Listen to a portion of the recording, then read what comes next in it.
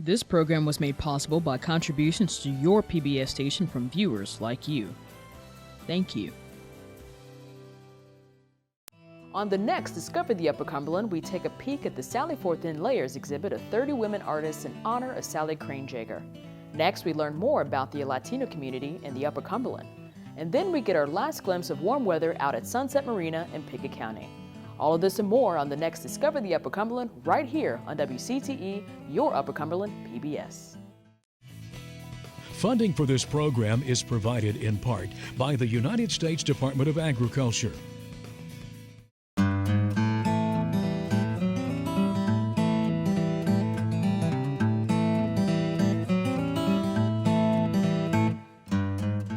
Welcome to Discover the Upper Cumberland, the series, where we explore our region of Tennessee.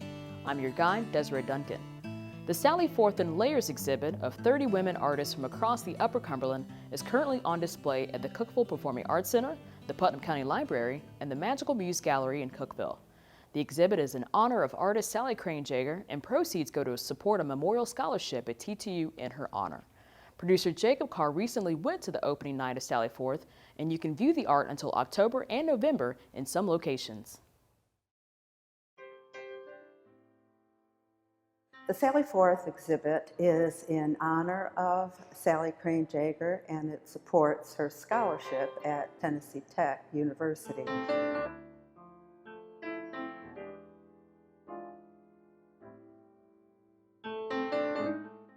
Sally endeared herself to all of us. She was a particular creative force that we didn't even recognize as such until after she was gone. And we lost Sally in November of 2014. So it occurred to us at the memorial service that we'd like to do an art exhibit in her memory. I was really honored that they asked me to do this show. She's been a huge influence on most of the artists that I know. An influence in bringing out, cultivating the artist in other people, and taught at Tennessee Tech for a very long time. So when they asked me to do this show, I came out of retirement. I haven't done any clay in 8 years. So I came out of retirement to do this show. We got involved because we knew Sally really well, and all the contributions that she's made to this community, and to not only when I knew her back in the 70s, she was known at that time, all her contributions were into art education and going out into schools and trying to get art in the schools and creating a series of programs and films to work with kids in schools. I'm really happy to have this piece for Sally's show, and it means so much to me. We were asked to choose work or to make special work for the show, which is called Sally Forth in Layers. And I chose this because of the actual layers of material and the layers of meaning in the piece. And it seemed perfect to me for this show. One concept, kind of a twin concept that kept coming up again and again, was Sally's mutual influence as a friend and as an artist, and how she supported so many of us in both ways and inspired so many of us not only to do our best, but also to always dig deeper and be better. But it's also a quality that artists have in putting as much as we can into our work, digging deep, sharing something deep within ourselves, and being generous with ourselves, not only in that aspect, but also in doing our best, continuing to work on a piece until it really reflects what we know is the best we can do. It's a real honor. It's a validation of Sally's entire life. Not that she needed this, but to have her friends and her cohorts and her colleagues come out and support her art the way they have, and to contribute their own art, with the goal being towards the Memorial Scholarship Fund at Tech, is just unbelievable. And I like to think that Sally is somewhere smiling down and saying, oh, created too much of a fuss. But on the other hand, I know that she's extremely pleased by all of this, and it's just a wonderful tribute to her and to her legacy in this town. I'm here with Dr. Michael Birdwell, who has a new book out. Yes, I do. Thanks for joining us today. Tell us a little bit about the history of your work on the people of the Upper Cumberland. Okay, this is the new book, People of the Upper Cumberland, Achievements and Contradictions. This project started 5 years ago. Calvin Dickinson and I wrote a book before this one called Rural Life and Culture of the Upper Cumberland, which is the worst title ever, but it's a great book. And so when reviews came out about the book, people were reviewing the book we didn't write. They're saying, this isn't in the book, and this isn't in the book, and this isn't in the book. So it's like, we just wrote those things down. Okay, we didn't do this, we didn't do this, we didn't do this. And so that was the genesis of this. Then it was finding the authors to write those things that we didn't have in the first book. And we're already being told what we left out of this book. Well, it's amazing how critics are, and they're just like, well, this isn't in there. Where are my people? So you're getting ready for the trilogy. Well, I've got 2 other book contracts I got to fulfill first. But okay. yes, we are. One suggestion has been that we do a book on industries in the Upper Cumberland. You know, like Colonel Sanders started in Corbin, Kentucky, which is in the Upper Cumberland. Mm-hmm. Stearns Coal and Lumber Company, which of course now is Big South Fork National River and Recreation Area. That's hard to say. And so that may be, but Randy Williams, who has an article in this about Native Americans, and it's quite good, Randy Williams' suggestion is that we do something about crime in the Upper Cumberland. Ooh. Now see, that will sell books. Yeah. You know, and there's all kinds of notorious folks. Mm-hmm. So that's a possibility. But we're always looking for stories. Cool. And it's not hard. But this has medicine. There are 3 articles about medicine. There are 3 articles about African Americans. Mary Alice McClellan is the very last photograph in the book. And we have an article about John's Place. I have an article about J. Robert Bradley, who was an opera singer who was taught here at Tennessee Tech before integration. And so then I've got an article about moonshining. There's an article about, Troy Smith has an article about Champ Ferguson. Mike Allen on the Cumberland River. There's just a host of different stories in here. So what a great idea with this book not necessarily being something that you and Dr. Dickinson just kind of hammered out. This was a group collaborative effort. You had journalists, you had historians, lawyers, storytellers telling the story of the Upper Cumberland. Correct. And and the next one, we will have a varied group as well. And the idea is that, I love that folks come to us and say, hey, have you thought about writing about this? Have you thought about this? And there's a story in the cover. The cover, we didn't choose the cover. Mm-hmm. You know, we gave UT images to illustrate the book, and I'm glad that they chose this picture for the cover. This photograph was taken by Albert Ganier in 1941. Albert Ganier was an ornithologist in Nashville. We have Radnor Lake because of Albert Ganier.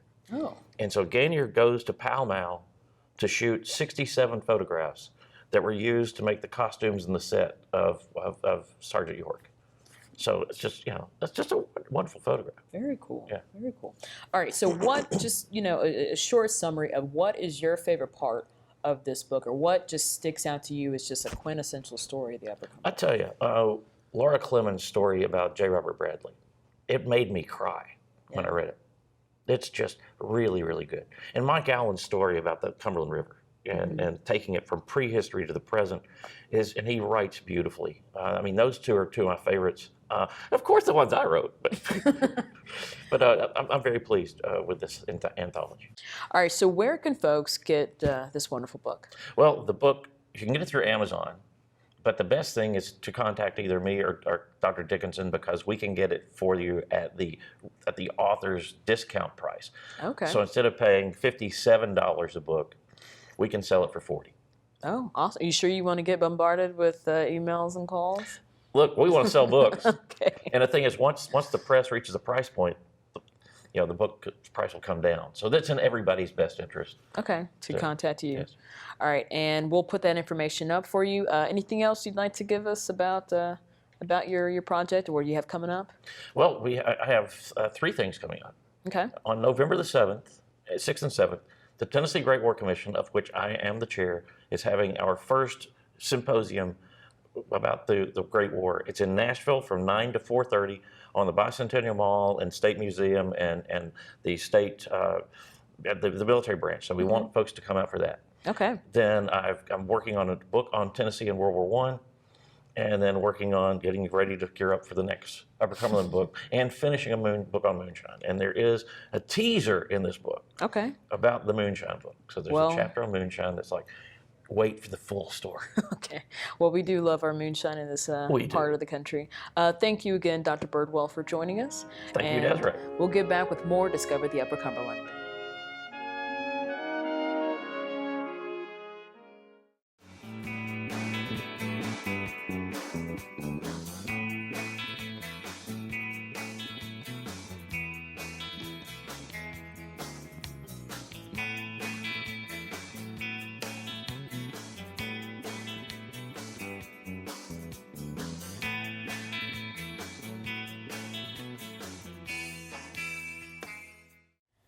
There's a rich Latino culture in the Upper Cumberland, and each year Cumberland County gets the entire community together to celebrate that culture. Producer Daniel Duarte takes us to the Hispanic Festival.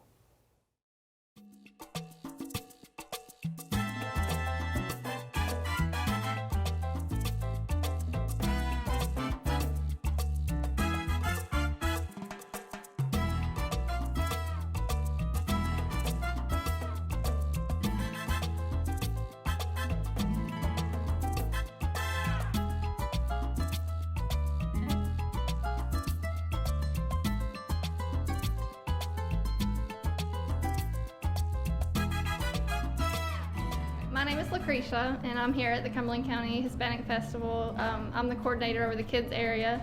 We've been here all day in the pouring rain with tons of kids doing piñatas, and we didn't get to do all of our games, but we've watched the kids dance, and they've had prizes and lots of good food, and we have really enjoyed ourselves. And even though it's rained, we've had a great turnout, and we're looking forward to next year. Hi, I'm Faye Collins. I came today to the Playhouse to watch a play, first time, and we just happened to come out and saw the Hispanic Festival, and so far it's been great. Got some cool pictures. Thanks. At the Hispanic Festival, my compadre over here made these from tissues. He handmade all these hair bows, necklace, and these rosary. So if you guys are interested, come over here. I'm still here, rain or shine. Thank you.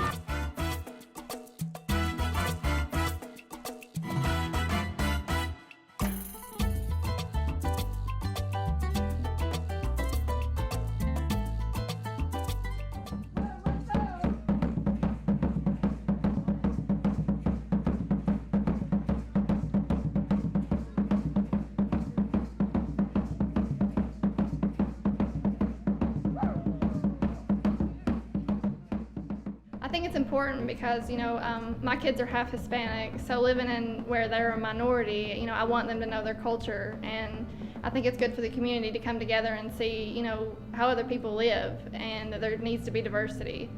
And the kids, there's so many things that the kids don't learn here because they are the minority. Just like the kids dancing, it's amazing to see, how they picked up on it and they enjoy it, and it's something they can't get anywhere else. Hello, I'm Aiden Morrison, and this is a giveaway tent for Chile and the Hispanic Festival. Hi, I'm Ransom, and I'm here at the Hispanic Festival in Cumberland County, at the Cumberland County Playhouse, doing a scavenger hunt with the kids. We're going from tent to tent and just finding out interesting facts about the countries and foods at all the tents. Yep. So far, we've found that the country home to 33 volcanoes is Guatemala. And soccer is the most popular sport in Mexico. This is a project from Stone Memorial High School, and we were assigned to do projects on countries. When we were doing the research for this project, I think the most interesting thing was to learn about the ancient Incan culture that is from the Andes in Peru.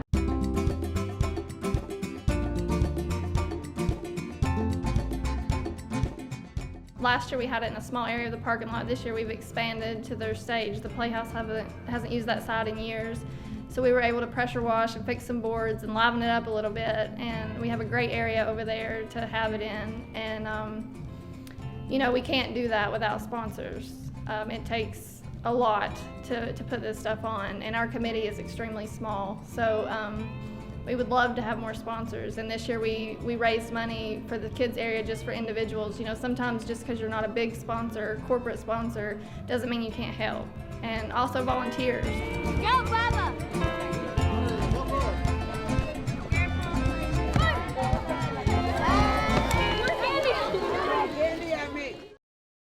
We are here with Dr. Angela Volpe to talk about the Bryan Symphony Orchestra's upcoming opera. Yes. Thanks for joining us. Thank you, Desiree. It's good to be with you this morning. Yeah, always a pleasure to see you. I know you've been a longtime supporter of the symphony and especially of the operas. Talk a little about your history with that. Yes, well, when Dan first came on campus, Dan Alcott, he gave a Rotary talk. And I'm a member of Rotary, and he started talking about hopefully being able to start a program where opera would be presented as well as symphony pieces. And, you know, that really turned me on because I've been a fan of Italian opera all my life.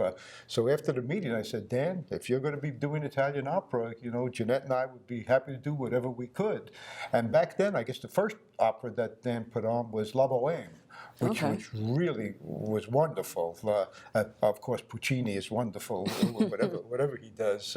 And the community really embraced it. And so now, come November 8th, we'll be doing the Barber of Seville, Rossini's The Barber of Seville. And this will be the 6th opera that has been put on over the years. And it just keeps getting better and better each year. And Jeanette and I are really pleased to be a part of it. Excellent. And there's actually your family and a couple other families in the community that have always supported the operas. Yes, I think at the very beginning, Rosemary and Albert Ponte and Jeanette and I were co-sponsors, and over the years, we've sponsored all of the operas along with the Pontes, and other people have come on board too. And now I think for the Barber of Seville, I think we've got about at least half a dozen co-sponsors. Oh, awesome. Because the largest budgeted nonprofit organization in the country is the Metropolitan Opera.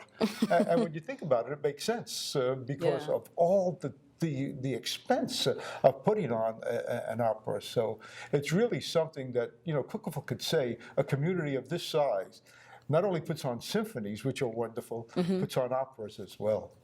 So who is going to be doing the singing for this opera? I know we're doing it in collaboration with the Asheville Symphony, so there may be singers from there, and a lot of times our own local folks too.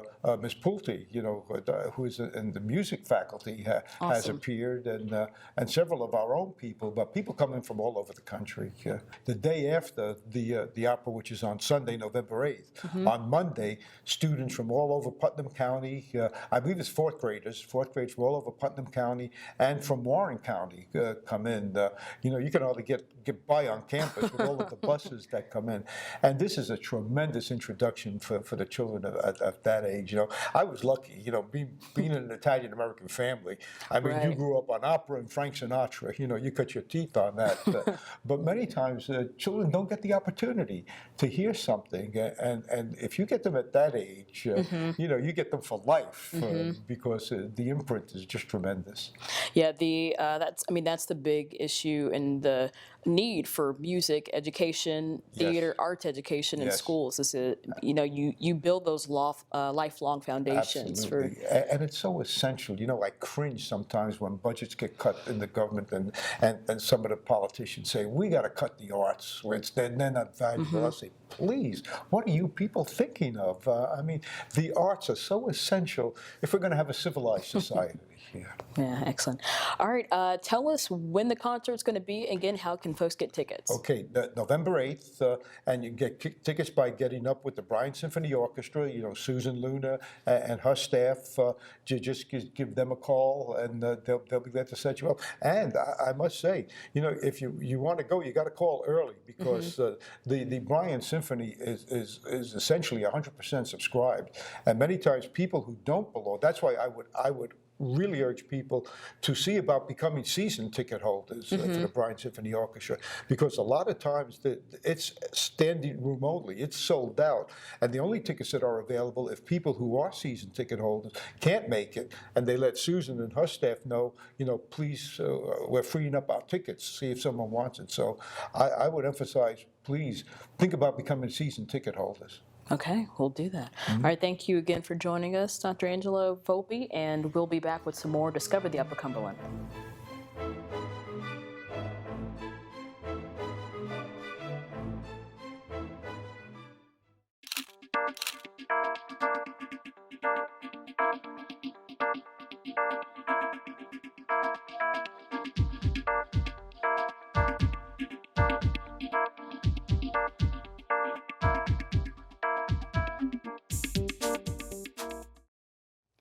If you're looking for a getaway near scenic Del Hollow Lake, Sunset Marina offers plenty of amenities for multiple varieties of day trippers or overnight excursions. Producer Rick Wells takes us to Sunset Marina in Pickett County.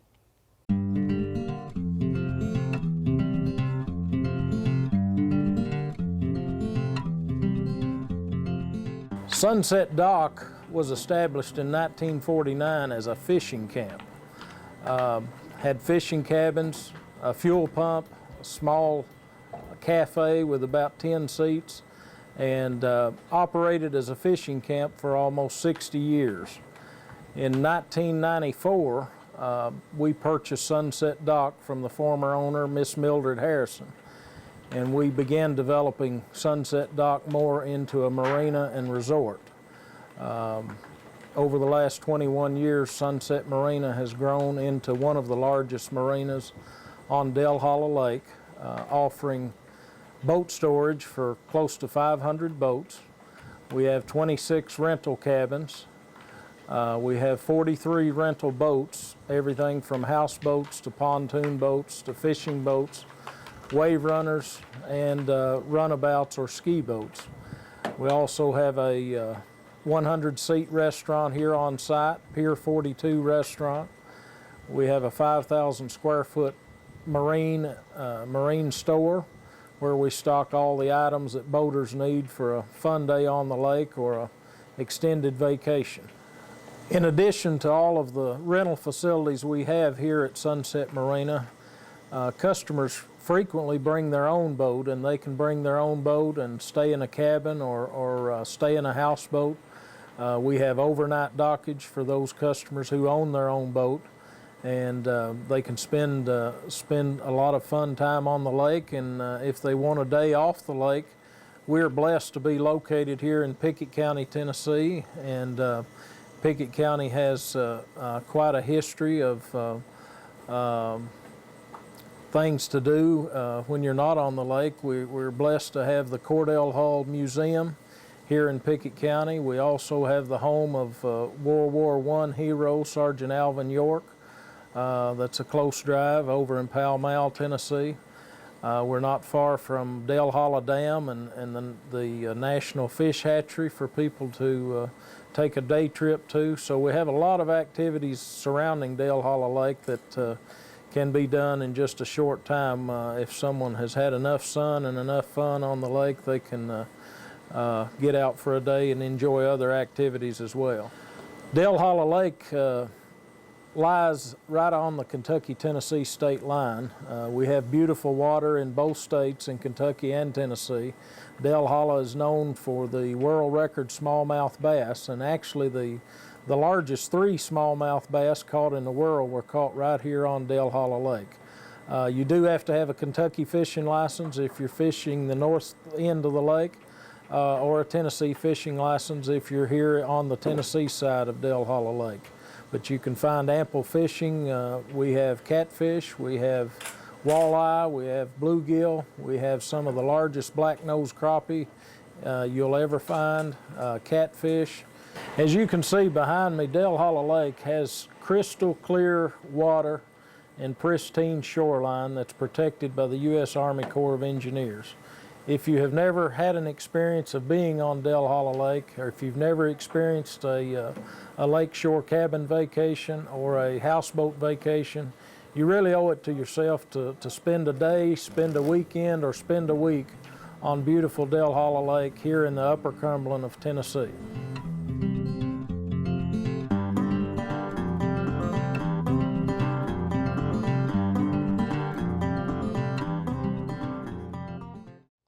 We'd love to see the Upper Cumberland through your eyes. So tag us in your Instagram pics with #DiscoverUC, and you just might see your shot on our next episode.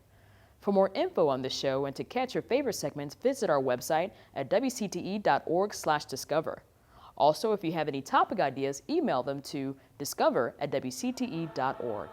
We leave you with this performance from the Master Singers. Thanks for joining us, and remember to get out there and discover the Upper Cumberland.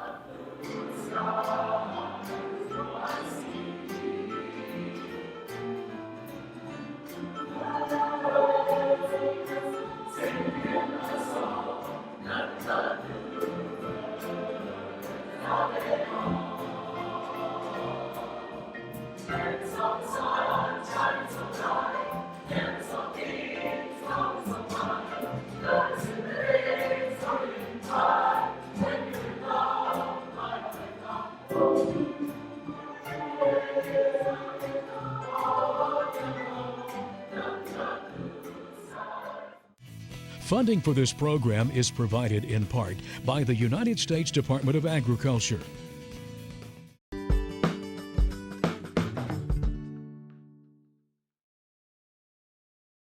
This program was made possible by contributions to your PBS station from viewers like you.